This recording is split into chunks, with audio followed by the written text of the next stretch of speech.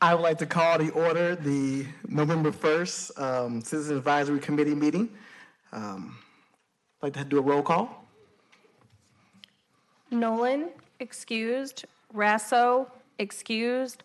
Kelly, excused. Obleton, Patel, Lord, here. Winkler, Wolin. That's you. Wolin, did you say? Yes. Oh, here. Kiefer, Here. Bird, Here. Hodges, here. Gilmore, Here. R. Johnson, Here. Holloway, Here. Klassen. Here.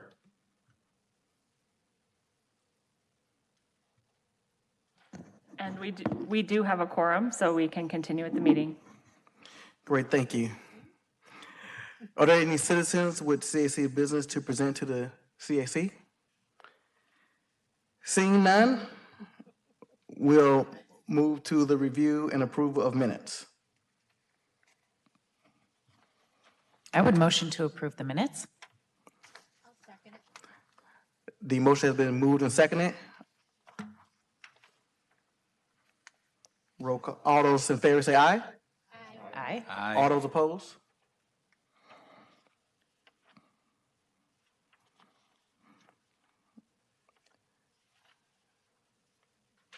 Next, we have an appointment of a new grievance subcommittee member.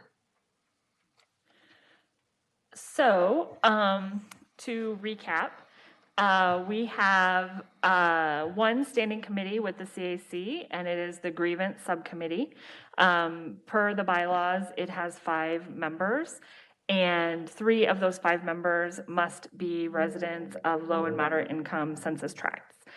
And so with the resignations that happened over the summer, we had 2 vacancies on the Grievance Subcommittee, one of which could be filled by anyone on the CAC, and one of which needed to be filled by a person who is a resident of a low and moderate income census tract.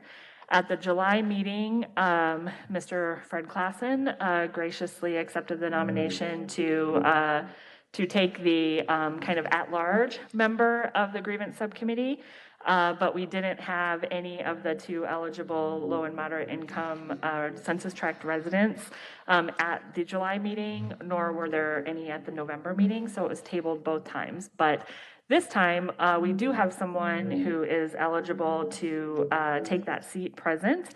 And that member would be Mr. Austin Bird, if he would be interested in taking that remaining seat on the Grievance Subcommittee. Then the chair could accept that volunteer, put himself for nomination, I guess you would say. And if the committee approves, I could forward that on to the mayor for approval. I would be willing to serve on that committee. Entertain a motion. I would move to nominate Austin Bird as the new Grievance Committee member. I'll second. The motion's been moved and seconded. Roll call. I don't think a roll call. I think a voice vote would be fine if the committee so chooses. All those in favor say aye. Aye. All those opposed? The motion has been approved. Welcome. Thank you for serving. Next will be the year 47 application and evaluation criteria. Heather? Thank you. In your packet, beginning on page, let me flip to them. Beginning on page 6 is where the scoring or the application materials begin. We have the draft of the application that could be used for the year 48 allocation process, which will begin early December. So for our newer members, just to recap, so every year we have an allocation cycle for our CDBG public service allocation. Typically, there is about $250,000 to $280,000 available in that category. It is a capped category by HUD, so the CAC has traditionally awarded the maximum amount that we estimate is available in that category, but it is a capped category, and so therefore it tends to be competitive. We do have an application that has been used. It was last revamped in a large way maybe 4 years ago. And since then, we've made tweaks each year. The CAC is welcome to make any comments or suggestions or discussions. I'm not quite sure what that feedback noise was.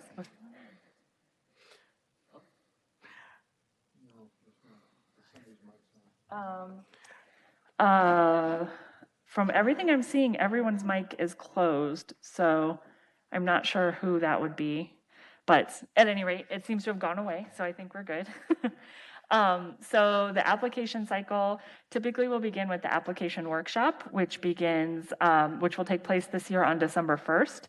And then the applicants would have 1 month to complete their applications and submit them back. In this case, because of the way the dates fall with New Year's and Christmas, they will actually need to submit that back by December 29th. So they'll have exactly 4 weeks to submit that application back. So for the application itself, we will incorporate the local objectives that the CAC considered and approved at last month's meeting.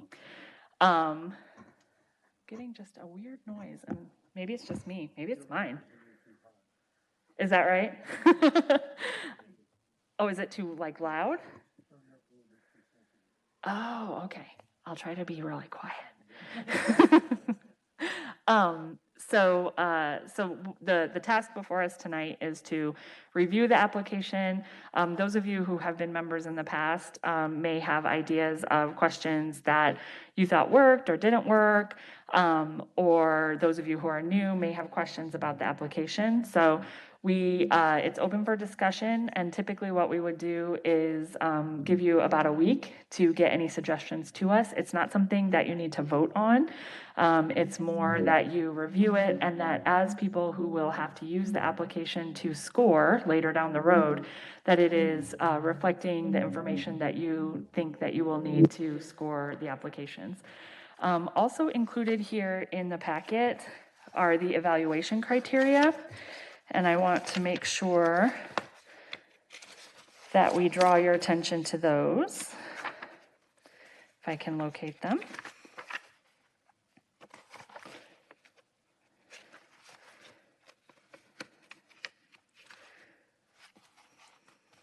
I know they're here, because I saw them.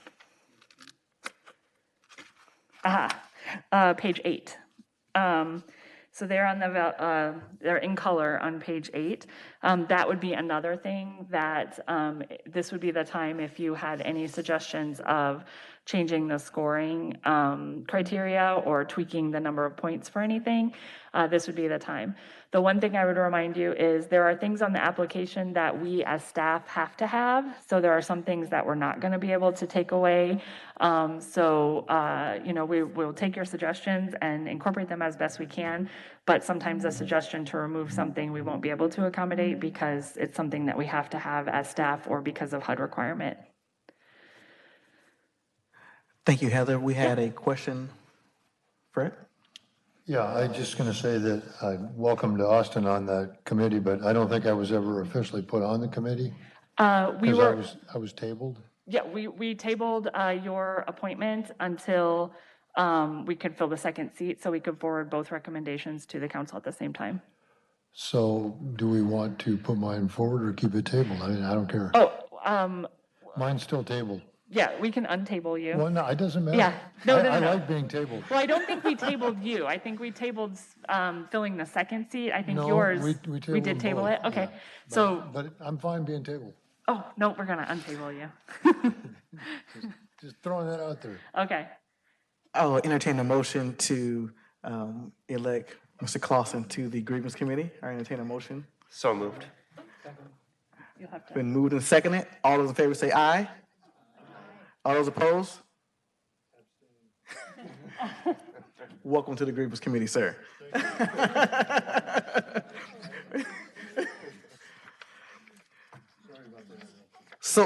So Heather, what is next for us in the evaluation of the Year 47 application? So it would be, as a group, you can review it. If there's anything that anybody knows here today at the meeting, we can certainly discuss it at the group since we did, send it out earlier. Some people may have come to some conclusions, but again, you'll have a week after this before we have to have the application in its final form to turn in to get it put online for the online system. So it's open discussion here today, and then you'll have a week after for any other recommendations that may come to your minds. Has there been much interest from new organizations or the same organizations we are expecting? We've had inquiries from 3 organizations that aren't currently receiving funding that will notify when we send out the invitations, or not invitations, but the announcement of our application workshop. So, and what we do throughout the year, if agencies contact us, we have a spreadsheet that we keep, and then when we get to the point where we're scheduling it, we just notify, we call and email all of those on our list, and right now we have 3. Great. And we'll send you all out an email when we set that date, or, formally set the date and the time, and we do ask from CAC members to forward that information onto your personal and professional networks. If there's any agency that is a 501c3 that might be carrying out an eligible C2EG activity to attend the workshop. Right. Are those new organizations? I'm sorry? Are those 3 new organizations? 3, well, they're not receiving funding right now. We haven't funded them in Okay. the past, but how new or not new they are Right. in existence, I don't know. Yeah. Newer to us. Newer Okay, to us, Awesome, yes. thanks. And let me just say too, I know we have this conversation yearly, but we, almost every year, we have 1 or more agencies that attend the workshop, but then end up choosing not to submit an application, because I think sometimes the federal requirements can be daunting. But it's not unusual to have them attend. And so we're obviously very hopeful that these 3 will attend, and then even more hopeful that they'll follow through the process. But at least the first step is at least attending. And we'll probably be having that virtually this year too, by the way. We did virtual last year as well, which makes it easier for people to attend also, so. Great, thank you. Fred? Yeah, are we going to request or require that they use a certain size font and that they stay within the boundaries of the box? We always do tell them they can only stay within the boundaries of the box. It's the visible space only. And there is one particular page I know we had trouble with last year that was pretty small.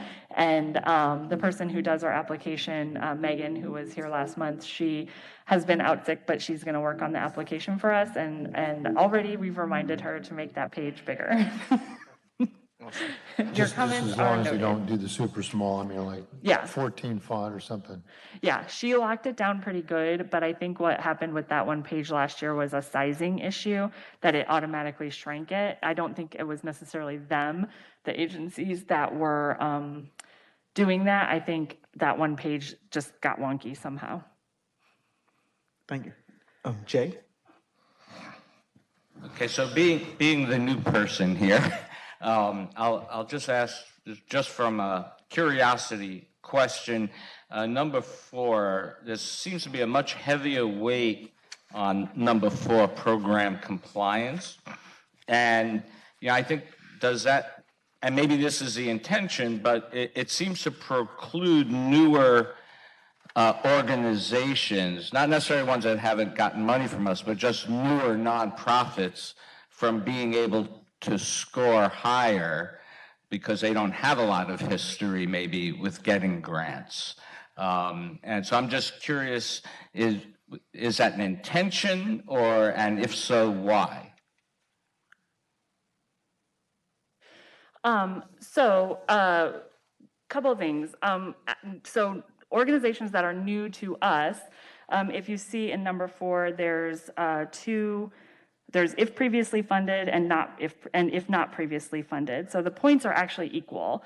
So they have the opportunity to achieve the same score, whether they've been previously funded or not previously funded. But with regards to, I think, maybe what you're trying to get at about newer organizations, is they actually do have to have been in existence for at least 1 year, and that's because they have to have financial statements for us to audit to determine capacity. Right, but new, look, it's easy to be in existence for more than a year, but that maybe they haven't gotten a lot of grants in the Sure. past, and so they wouldn't have that history Yeah. of being able to show reporting, and therefore they would probably score lower on this, which is such a heavily weighted. So I guess that's my question to the board as well, is it our intention to preclude more recently created nonprofits, which I think this does by weighting it so heavily? That would be my question. So we have Dale first, and then we'll have Fred. Okay, I think one of the things to maybe give Jay a little bit of clarity is that the application workshop goes through all of the application. And so I don't think that there's really, like Heather said, it's 0 to 20 points, whether you've been previously funded or haven't, and then it's 0 to 15 for the financial capacity and the administrative capacity to do. So it's, another thing too is that every application for, I don't know how many years at least, okay, if the Salvation Army applies and the Friendly House wants to look at the Salvation Army's application, I believe that's public information. Yes, that's correct. Okay, so you know what I would do if I was a first-year organization was I would take 3 or 4 of the last year grant applications, and I would try to copy theirs as much as I could to my advantage. Again, my point is not somebody who's a long-term organization that has gotten grants. I'm talking about newer organizations that maybe has not received grants from other, places, other grantors. And so therefore they don't have a lot of history, because obviously if they haven't been funded by us, but says, well, but you can demonstrate you've been funded, by a similar program. Well, a newer organization might not have that. Okay, Fred, you had a. Yeah, I was just going to say that. And as Heather said too, though, in a lot of people, not a lot of people, but there are people that come to the application review workshop and then never apply because of since we're funded by HUD, there are so many government requirements that may not be, if they get a grant from John Deere for $50,000 or $5,000 or $5, it doesn't make any difference. But, they don't have the same federal guidelines that we have to follow. So actually, we're gonna get to Fred really fast, and then we'll move to rating. Well, first thing I want to say is that everybody is going to rate them individually on your own, by your own scale. As long as you're consistent, it's going to be okay. Second, nobody gets a particular advantage just because they've been here before. We've had some groups that finished high on the scale the first time, and then the next time they finish low on the scale. I mean, it can change. So it's up to how well they write the grant and how well they address what they're supposed to address. And then whatever score they get is an individual from each person on this group. I don't know if that makes any sense to you, but. Thank you, Fred. Ms. Johnson. Thank you. Chairman, I guess for myself personally, the key in that requirement there, or in that note, is demonstrating the viability of the organization. And so whether that means they've been funded by us previously or anybody else, just mainly that they can demonstrate that they have experience within their staff, and that they have viability in it as an organization. So for me personally, that's how I would judge my scale. Know that they can deal with the money that they're given properly according to the grant. And if they can demonstrate that, and they've never been funded by anybody before, but they can show us that if we give you $60,000, you're going to use it appropriately, fine.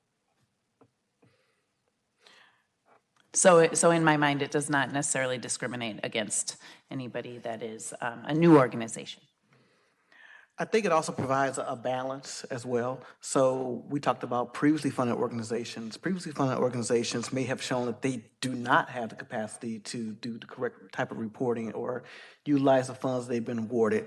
And so because the weights or the points are balanced in both categories, it does allow for the evening out process. So I think to answer your question, in my opinion, I would say no, it does not bias it against new organizations. I think it actually provides them with an opportunity to get their foot in the door. As I think that while we do have a lot of standards, we also have staff that are willing to work with people and to make sure that these organizations stay compliant. Mr. Obleton. Okay. What I wanted to say is that one of the things that in the last few years we've wanted to do is to encourage more new organizations to take advantage of this. And there may be some things that can be used to keep them from doing it. There are also parts of here that allow them to take advantage of the way we're doing the scoring. From years ago, when we used to have a lot of smaller organizations that were filling out this, one of the major issues is not so much this application, but it was their ability to keep the records that was needed to secure the funding that came along with getting the grant.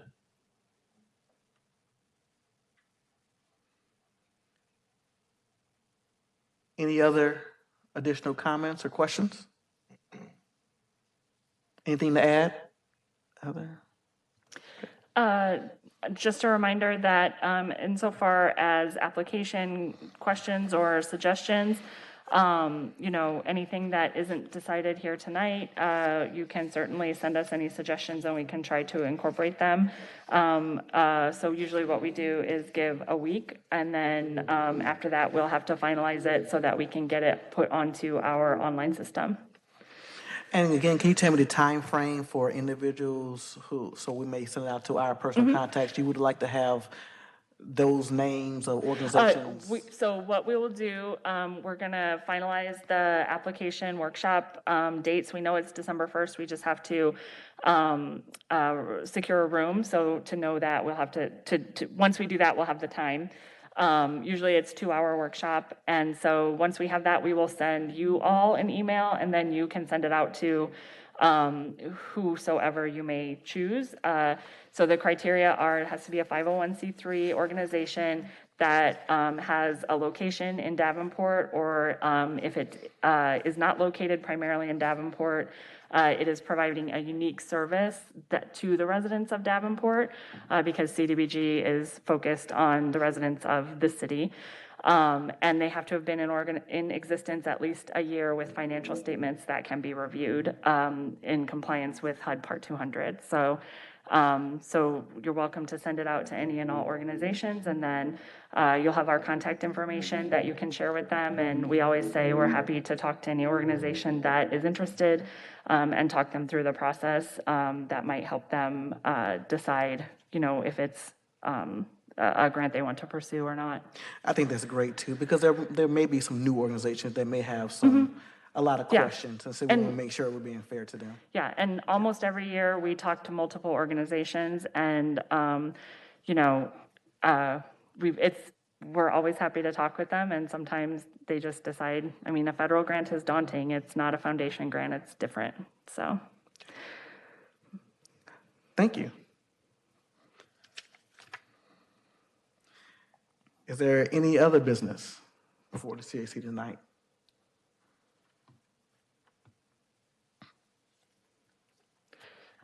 So just for reminders, So as a reminder, the CAC several years ago put into effect an audit extension request process that would require any audit extension request to come through the CAC rather than staff. And if you recall last year, we had, to reinforce that deadline for some of the agencies. This year, we did have an inquiry. Last month, those of you who were here, I let you know that we had an inquiry about how to request an extension for the audit. But they didn't end up following through with that. They told us that they thought their audit would be done on time, and so they will not need that extension request. And the deadline was today. We've received no other requests. So with that said, normally at the December meeting, we would discuss the audit extension requests, if any, and there aren't any. So if the CAC would so choose, we would see no need to meet in December unless pressing business would arise. So it's up to the CAC if you'd like to meet in December or not. Is there any discussion about meeting in December? Mr. Byrd? I'll make a motion to cancel the December meeting. Second. The motion, Could I suggest that the motion say cancel the meeting pending pressing business, if you wouldn't mind? So edited. Yeah. Thank you. the motion has been made and seconded. All those, we have a, Mr. Obleton? Oh, See, he's been here so long, great he can minds are just thinking do my alike. job for We me. like that here. All those in favor say aye. Aye. All those opposed? All right. And then I did remind you, just to say again, the December 1st is the date for the application workshop, and then the applications will be due on December 29th. And then our next meeting, having voted to cancel the December meeting, will be January 3rd, at which time we will distribute the applications that we will have received. And then your true work will begin. So in your packet is the kind of tentative schedule for the allocation cycle, which will take us through 2 meetings in January, 2 in February, and then the March allocation meeting. So this is kind of the heavier time of the year. So you've had these last few months off. Now you gotta put your noses back to the grindstone. We are up to the task, ma'am. I'm sure you are. You guys always do a good job. And I think we didn't have an emotion to adjourn, or at least if we did, I didn't capture it. We have Ms. Hodges, seconded by Ms. Johnson. All those in favor say aye. Aye. All those opposed? This adjourns the November 1st, 2021 Citizens Advisory Committee meeting. Thank you all. Thank you very much. Nice to see you all. Have a very merry holiday season, even though we're sitting here the day after Halloween.